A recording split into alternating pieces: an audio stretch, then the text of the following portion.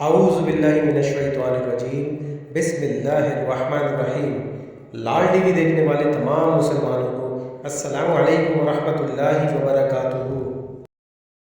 یونس نے مجھے ابن شہاب سے خبر دی، کہا مجھے عروہ بن زبیر نے زینب بنت ابی سلمہ رضی اللہ عنہما سے خبر دی، انہوں نے نبی صلی اللہ علیہ وسلم کی اہلیہ محترمہ حضرت ام سلمہ رضی اللہ عنہا سے روایت کی کہ رسول اللہ صلی اللہ علیہ وسلم نے اپنے حجرے کے دروازے پر جھگڑنے والوں کا شور و غوغا سنا۔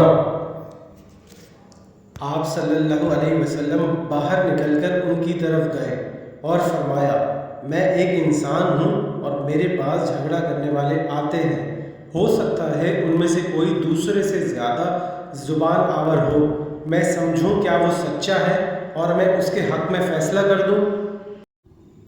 میں جس شخص کے حق میں کسی دوسرے مسلمان کے حق کا فیصلہ کر دوں تو وہ آگ کا ایک ٹکڑا ہے، وہ چاہے تو اسے اٹھا لے یا چاہے تو چھوڑ دے۔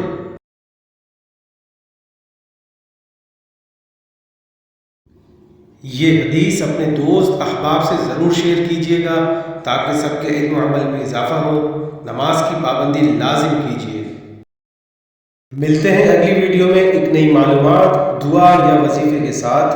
تب تک کے لیے اللہ حافظ۔